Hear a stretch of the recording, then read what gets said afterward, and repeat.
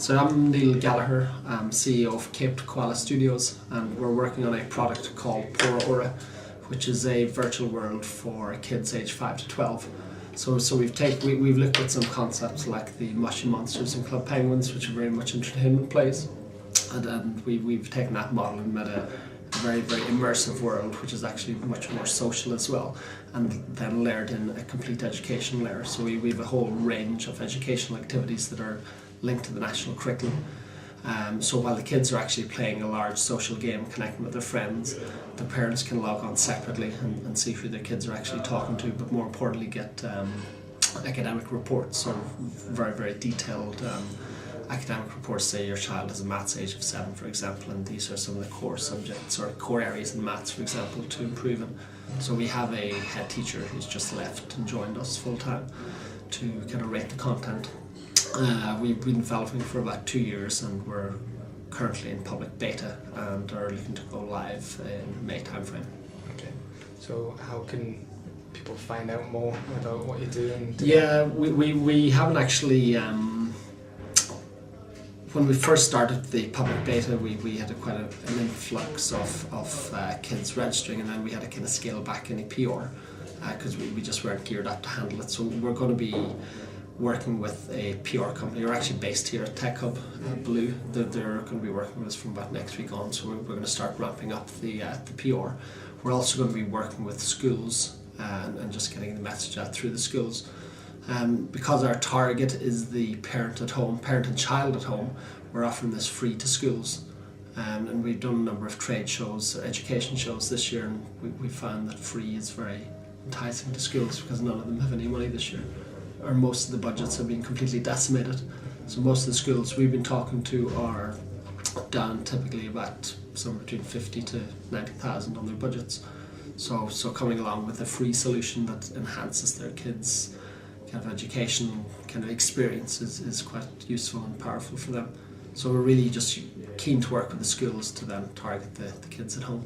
Okay. And how many people work on it at the moment? We currently have 15, so we're based, there's 5 of us based in TechHub, so the exec team is based out of TechHub.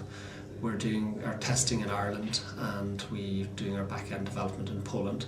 And then we also so there's 15 in the core company, and we've also outsourced some artwork to a company in Hungary.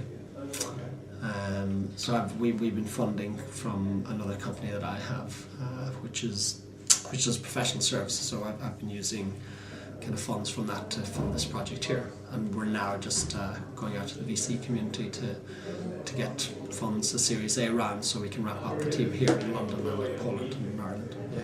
So is that what you're working on at the moment, trying to attract some funding? Yeah, so we've talked to a number of VCs in Europe to date who are very interested in the team, the product and the market. So we've proven that the product is well developed at this stage.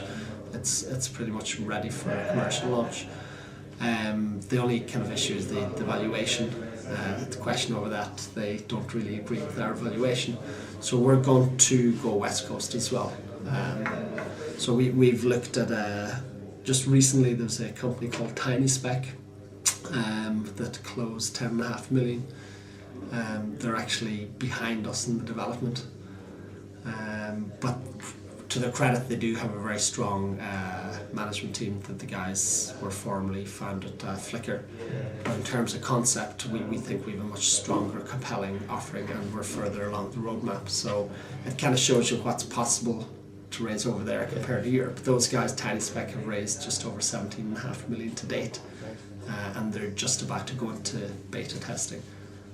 We're kind of coming out of beta and looking to go live, and we haven't raised anything with the VC community yet. Yeah. But it would be impossible getting 17 million in Europe. So how are you finding that? Are you finding that because you're based in London, it's... Well, we're finding, I think we've enough kind of assurance at this stage that we can raise money in Europe. So we've effectively got a comfort kind of fallback factor, say, okay, we've got a certain valuation that we can achieve. It's not our ideal valuation, but it's there, so let's kind of put that to the side, and we can continue to fund ourselves. So the main issue in Europe is they want it almost to be risk-free. So that the product they like, the market they like, the team they like, now they want us to go and get 500,000 users. So it's almost like de-risking it entirely. Right.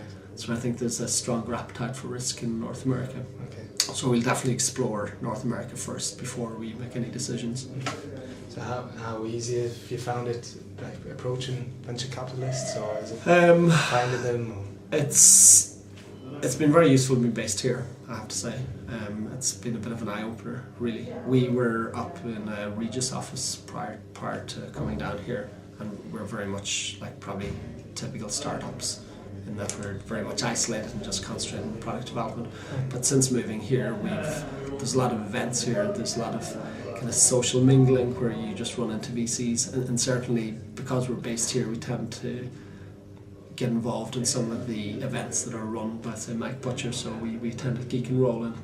We pitched to that, and then we met a whole range of VCs afterwards. We also then entered the European Startup 100s and were selected in the top 100 for that. Okay. So there's some kind of illustrious companies there, like Spotify and Mind Candy and Rovio. And we're kind of quite happy to be included into that figure, even though we're not live yet.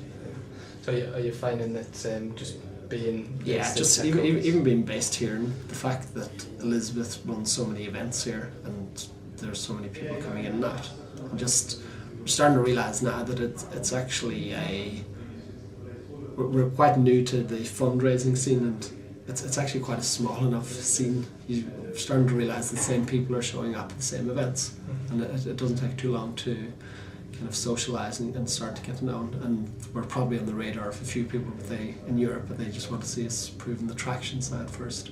Okay, cool. Is there anything else you want to say about the business? No, we're just watch the space really.